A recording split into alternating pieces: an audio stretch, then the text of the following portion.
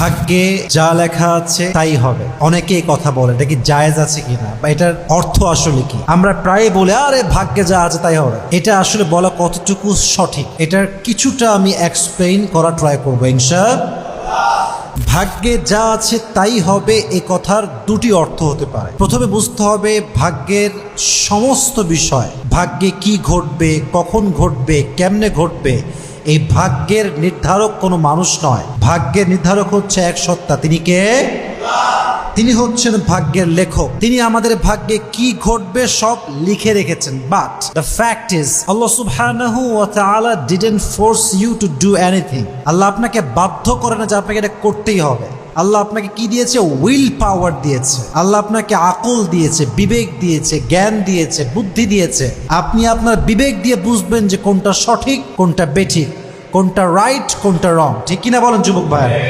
এটা আল্লাহ আপনাকে মেধা দিয়েছেন, সেই শক্তি দিয়েছেন, সে বুদ্ধি দিয়েছেন, সেই ক্যাপাসিটি দিয়েছেন, আল্লাহ আপনাকে সেই বিবেকটা দিয়েছেন।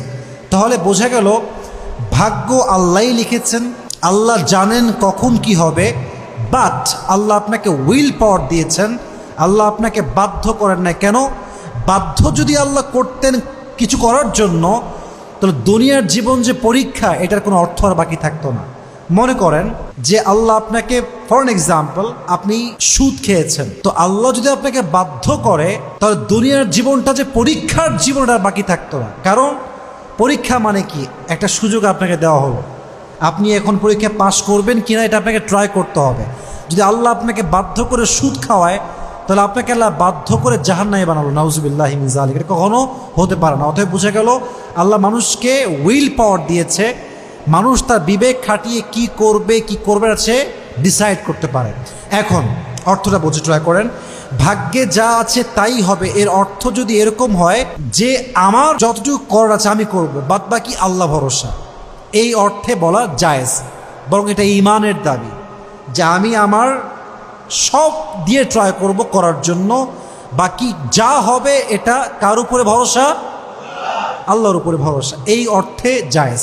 হ্যাঁ, কোন অর্থে জায়েজ নেই? দ্বিতীয় অর্থ, সেটা হচ্ছে অনেকে আছে তারা বলে যে আরে যা হয়েছে সব আল্লাহর দোষ।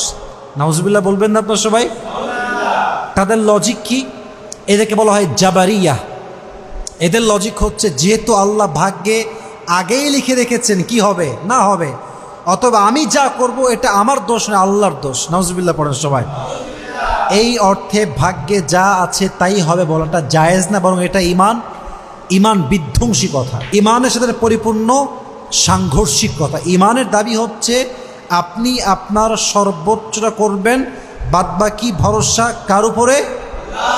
বাট আপনি আল্লাহকে দোষারোপ করতে পারবেন, এটা ইমানের বাহিরের কথা, ইমান বিধ্বংসী কথা এটা। অতএব যা আছে ভাগ্যে তাই হবে, এটা এই অর্থে জায়েজ যে আল্লাহ ভাগ্যে কি হবে না হবে আল্লাহ জানেন। বাট আল্লাহ আমাকে বিবেক দিয়েছেন, বুদ্ধি দিয়েছেন, আমি আমার সর্বোচ্চটুকু করব, তারপর আমি বলবো যে যা হবে এটা আল্লাহর উপরে ভরসা, এটা আল্লাহ তাআলাই করবেন। রাজি আছেন তো ইনশাআল্লাহ? আল্লাহ আমাদের সর্বোচ্চটুকু করার পরে আল্লাহর উপরে পরিপূর্ণ ভরসা করার তৌফিক দান করুক। সকলেই মন খুলে পড়া আমিন।